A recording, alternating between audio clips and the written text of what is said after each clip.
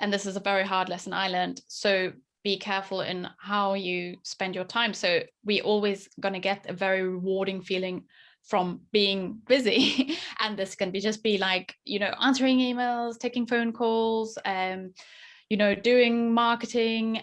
But if you do not actually evaluate the impact that all this busyness is having on, your ROI, your return on investment, and what the income is, and how you're actually making progress. Are you growing your audience if you're a podcaster, or what your income or profit is, whatever it might be? If that's not growing, if that's not changing, and yet you're all busy all the time, then you need to reevaluate and perhaps implement different strategies.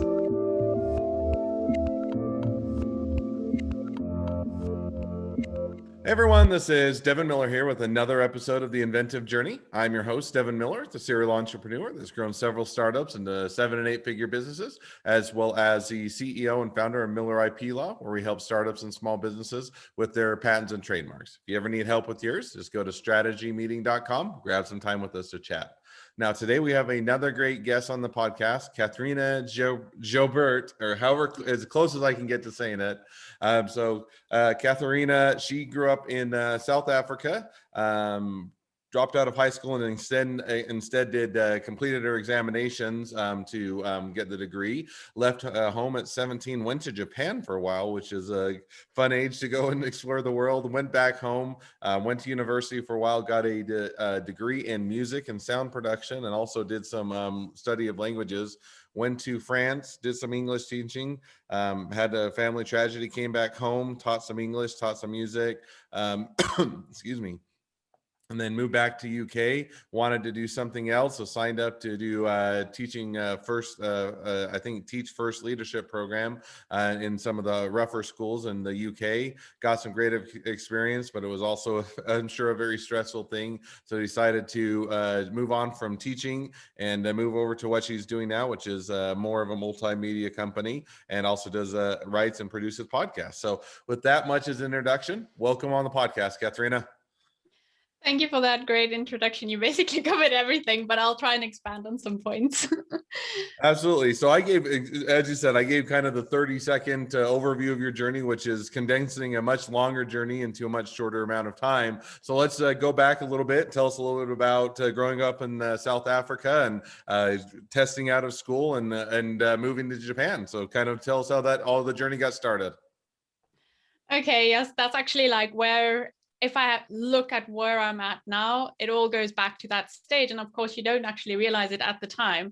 Now, growing up in South Africa, I mean, it was just such a mixed cultural bag, and I'm of a mixed cultural heritage. So obviously, one of the things that really, really influenced me was this fascination with traveling and exploring the world and meeting new people and talking and being able to speak different languages. And on the other hand, however, I was also, just very creative, and I loved music, loved writing. So these are the things I did. Now, you mentioned that I dropped out of school, and the reason for this was simply I just felt everything was going very, very slowly. And this kind of depressed me. So in a way, I felt like I was wasting my time. So one day I just stopped going, and my parents had to make peace with that. I got the textbooks ordered and just completed the exam as quickly as I could, the exams that could allow me to, for example, apply to university and so forth. And luckily, this put me in a position to leave home pretty quickly, and it also gave me a lot more time to do different things. So I spent a lot of time just to put it in perspective, I wanted to be a concert pianist. So I was really fascinated by the power of audio and how it can just influence people and sway their emotions and make them feel better. And then I was also fascinated by stories.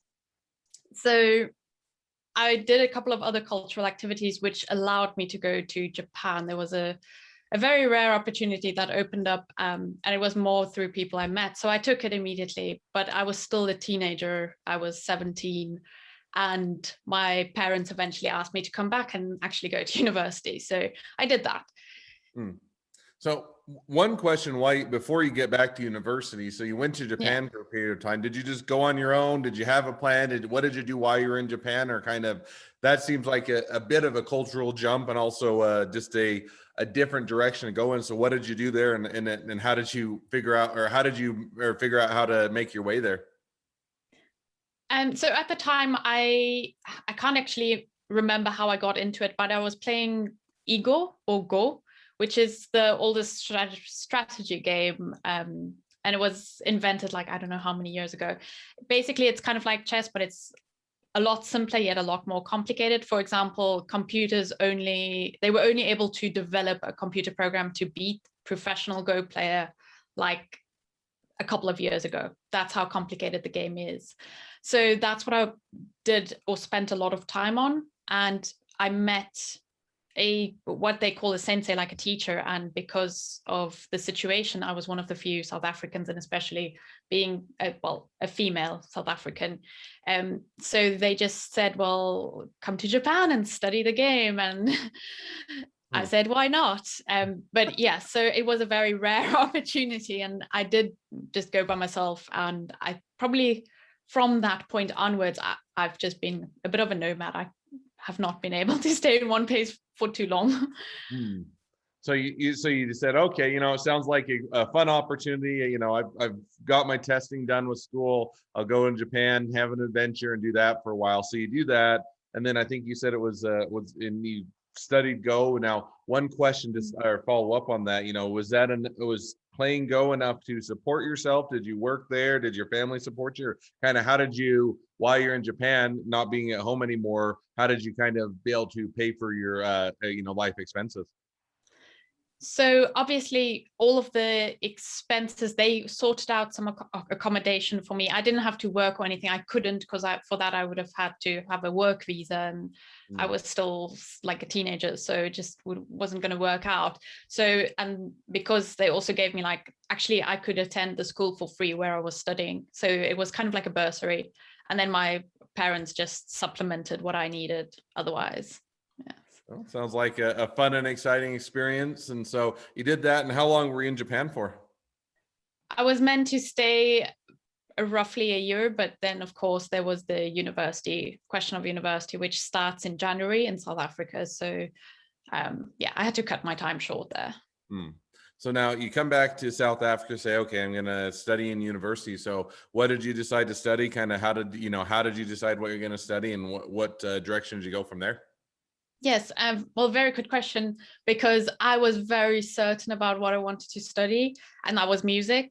But at the same time, I knew I wanted to at least specialize in one language. But then I was so fired up about different languages, so I wanted two. So in total, 3 majors, which meant that the best degree at this particular university I wanted to study at was something called music technology. Now, think this is like 2008.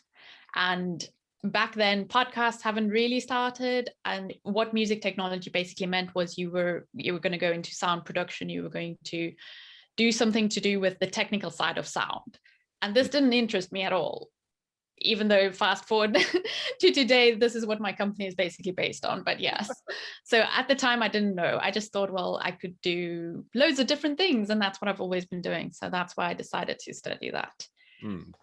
No, definitely makes sense. And so you studied that, you graduate from university, get the degree, and then where did the next adventure lie for you?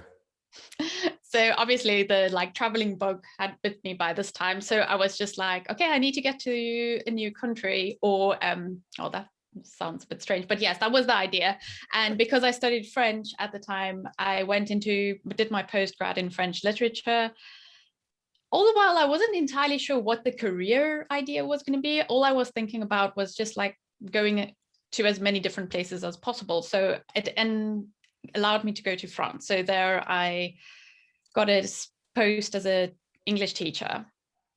And the idea was to stay in France. I didn't really have any plan to come back to South Africa, and basically from France, just find a different place to go to. But unfortunately, at that stage, there was a family tragedy, which meant that eventually I did go back to South Africa. And I think that is kind of where all my I almost want to say worse decisions started happening, because I was on this like very fast lane in a direction. And even though I didn't have a clear destination in mind, I kind of knew what I was doing. Well, maybe not, but anyway, when I went back, obviously, I had to think again, what kind of job was I going to do in South Africa? And at this stage, I mean, I studied music technology, which already was a bit of a vague thing at that time, and French and English. So everyone said, well, the easiest thing to do is just go into education. I mean, with that, it's very secure. Everyone needs a teacher. Like, it's not something that's going to go out of fashion soon. And so I said, okay, why not? So I followed everyone's advice. But the thing with getting into an industry like that, which is, I mean, I loved being a teacher, I love teaching still, is that you get really comfortable. And because it's fairly easy to get a position, regardless of where you go, it makes it even more attractive in terms of a career. And then you start thinking, oh, well, I want to do more. And at that stage, I was working for a tertiary institute, so higher education. So they asked me to do a bunch of curriculum development, which was great. But during this whole time, even though I was enjoying what I was doing, I kept feeling that something went lost or something went missing, and I'm not entirely doing what I wanted to, like way back when I was like into music and into writing. And the big reason for all of this was simply people were saying, well, there isn't really a career in those things unless you're like one of those like very, very special or exceptionally talented, a virtuoso. Or for writing, it was just simply don't even try. Like, that was the message I got. So you get that message, you decide, okay, I'll do teaching for a period of time. And I think that after the family tragedy, after you stayed home for a period of time, you went back abroad and you went to was it the UK, and did the Teach First leadership program? Yeah, so I mean, this is all just kind of like a blur at this stage. So basically, I met my partner when I went back to South Africa, and his family is based in the UK. So at some point, we just agreed that, well, he said, oh, there's a chance to go over, and I didn't even look at the map. He just said it's in the north of England, and I said, yeah, why not? So I left everything behind again, a very secure job, family, support structure. And I found myself in the northeast of England, which is, if you know anything about the UK, one of the poorest regions of the country. Now, it's very beautiful, but I found myself there. And having moved country already for a couple of times, I knew that the best way to find your place again is to try and do something really valuable for the community. And guess what? I was in education, I was a teacher. So I looked at teacher training programs because of the different education systems and found something called Teach First. Now, in the States, it's called Teach America.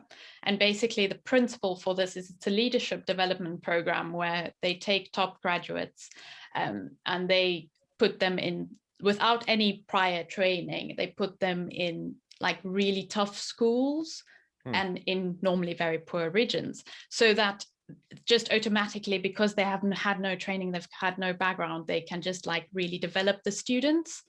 And because it's of their mentality, they can raise their aspirations, and then those schools and students and areas will slowly turn around because of these training teachers.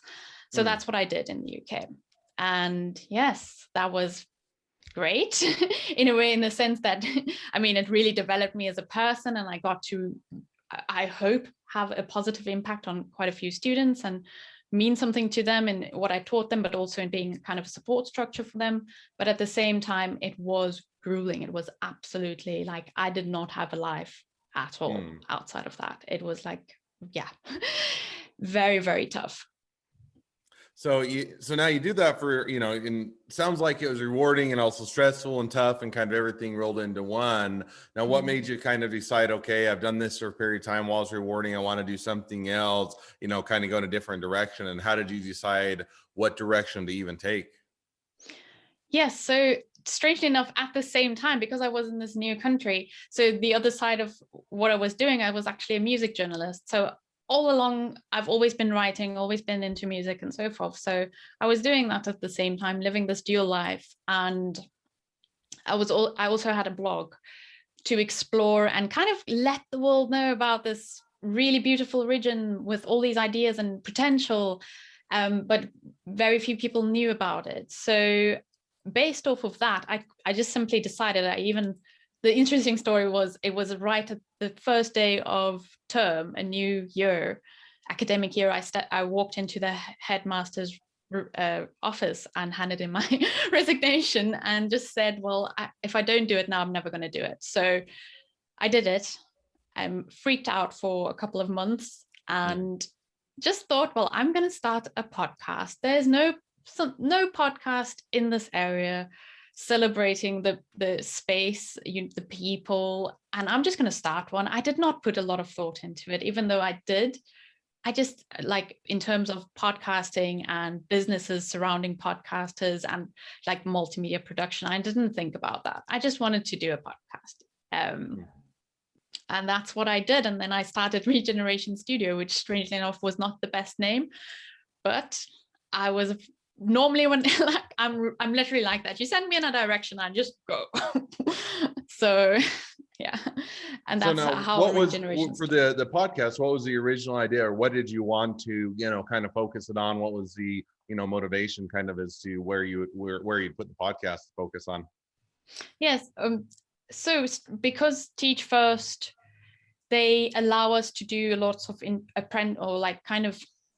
what would you call it? A kind of like an apprenticeship, but during the summer holidays, we could go to these big companies like PwC or some of the others, Deloitte, and we could do like internships basically. So that really sparked my interest in actual business. I even wanted to do an MBA at this stage. And because of that, I was interested. My first podcast idea was really like looking at the entrepreneurial ideas, entrepreneurs in the area, and the innovation, and kind of spreading that and spreading inspiration through that. So that was my initial idea. It was a little bit more business focused but creative at the same time. So now that was kind of the initial focus, the initial idea. Now, did that work out? Did you stick with it? Is that what you're still doing today? Or kind of, I think that as we chatted a bit before, things continue to evolve a bit as you kind of figured out, what the place was and what the services was, what the podcast would be and everything else. So how did, kind of with that initial idea, you took the leap, where did it evolve from there? Yes. So basically at this time, even though I did some market research, I actually did quite a lot, and I had an idea of it, but I didn't actually think or market what I was doing.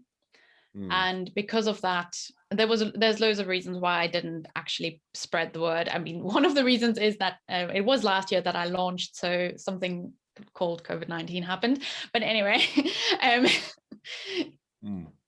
what happened throughout the year was basically organically, this was not the idea. So I just met somebody in a coffee shop and told them about the podcast because I wanted to know if people in this area actually listen to podcasts, because I wasn't getting any traction on the one that I started right at the start, once again, because of various reasons. And if so, what kind of things would they be interested in? So I just got talking to this person, and they were the CEO of a charity, and they were like really interested in the idea, and they actually asked me to produce a podcast for them, and then they wanted more.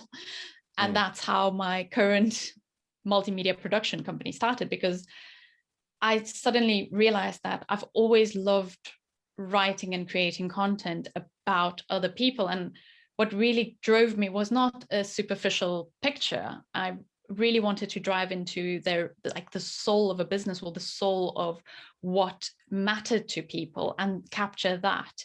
So whereas sure enough, there are millions of multimedia production agencies and so forth out there, I felt that there was perhaps not that many really trying to put out something of that focused on the impact people wanted to have. And that's what got me thinking. And then at the start of this year, I also realized that my name wasn't, at least from a podcast or content creator creator's perspective. It wasn't the best name because people didn't quite know what regeneration studio meant. While it was very clear, it referred to urban regeneration, which means, well, it just means turning a kind of a crappy place or shitty place into something that's kind of nice and cool. Apologies for swearing.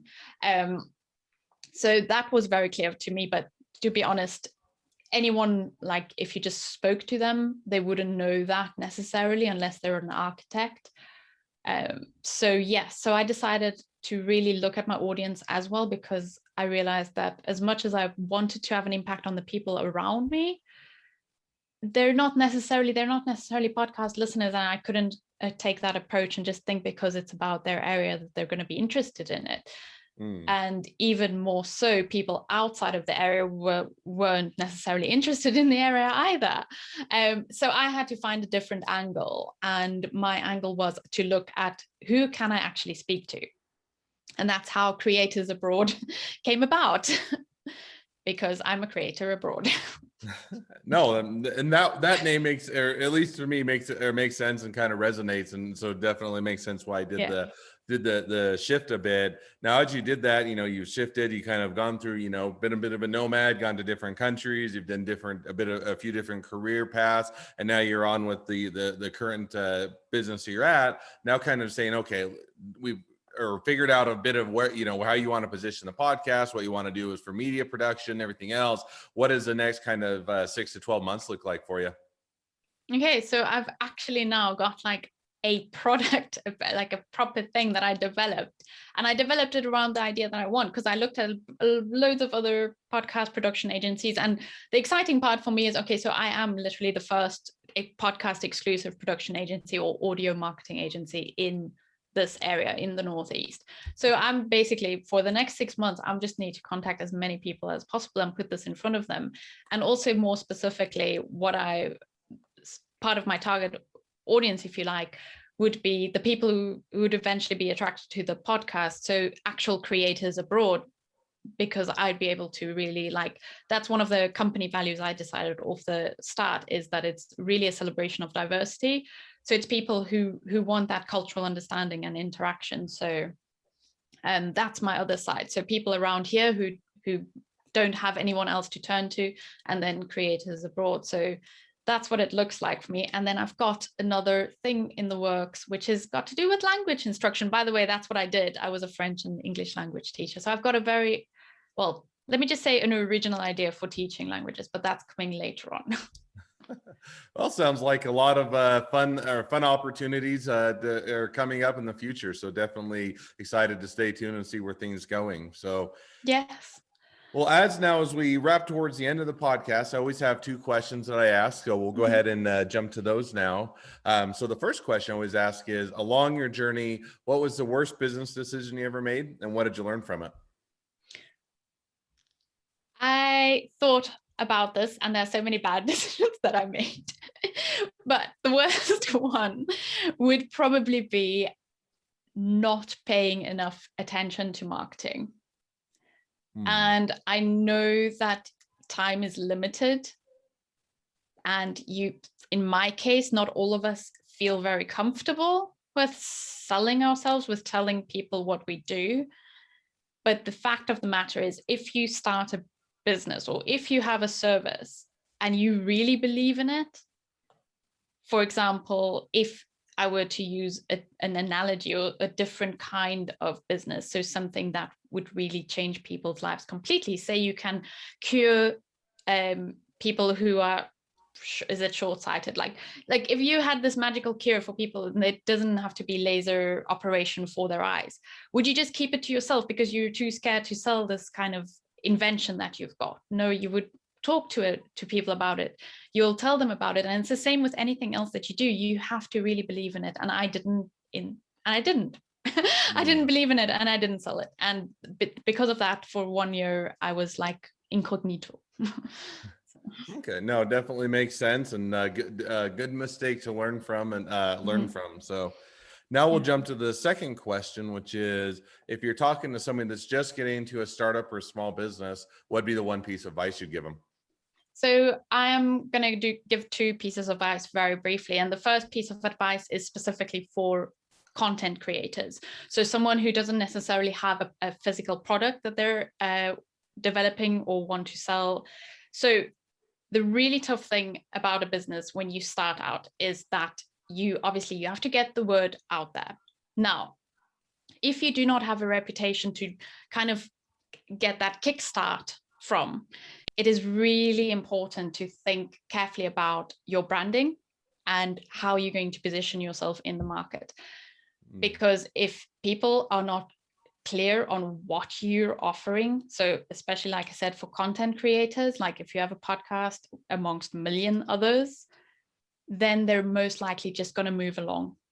So the time that you need to take to explain to them what it's about are going to lose perhaps 80% of your audience or whatever. So be very clear and very specific with your branding. Rather be too simplistic with it than too complicated.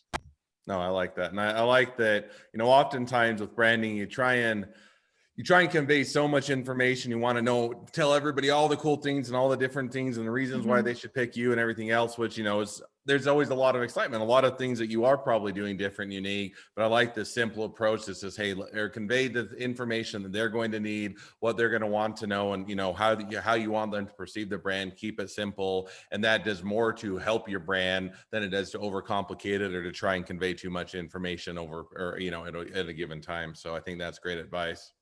Yes, exactly. And then just very briefly on the second piece of advice, and this is more generally for any business, is that, and this is a very hard lesson I learned, so be careful in how you spend your time. So we always going to get a very rewarding feeling from being busy. And this can be like, answering emails, taking phone calls, doing marketing. But if you do not actually evaluate the impact that all this busyness is having on, your ROI, your return on investment, and what the income is and how you're actually making progress. Are you growing your audience if you're a podcaster, or what your income or profit is, whatever it might be? If that's not growing, if that's not changing, and yet you're all busy all the time, then you need to reevaluate and perhaps implement different strategies. No, I agree. And I think that there is oftentimes it feels like, hey, if I'm busy, I must be successful. I must be improving on something. And sometimes that's true. And sometimes you are being busy isn't a bad thing. But if on the other hand, if it's just busy for busy's sake, or the things that you're doing are the things that are going to create the most value, then just being busy doesn't benefit your business. So I think that's another great piece of advice. Well, as we wrap up, if people want to reach out to you, they want to find out more about your business, they want to hire you as a content creator, they want to be a customer, a client, an employee, an investor, your next best friend, any or all of the above, what's the best way to reach out, contact you, and find out more? Yeah, so the best place to go where you'll find all my links and my contact details is my website, which is creatorsabroad.com. And you can just simply get in touch on email, cat@creatorsabroad.com, or Instagram, which is where I'm most active, at creatorsabroad. Actually, that's at creators.abroad. There's a dot in there. And that's it. Fair enough. Well, I definitely encourage everybody to reach out, find out more, and make sure to connect up with you. Well, thank you for coming on the podcast. It's been fun. It's been a pleasure. Now, for all of you that are listeners, if you have your own journey to tell and you'd like to be a guest on the podcast, just go to inventiveguest.com. We always love to share your story. 2 more things as a listener. 1, make sure to click subscribe in your podcast player so you know when all of our awesome episodes come out. And 2, leave us a review so that other people can find out about all the awesome episodes as they come out. Last but not least, if you ever need help with patents, trademarks, or anything else for their business, just go to strategymeeting.com, grab some time with us to chat, and we're always here to help. Thank you again, Catharina, and wish the next leg of your journey even better than the last. Thank you so much, Devin, for having me on the show.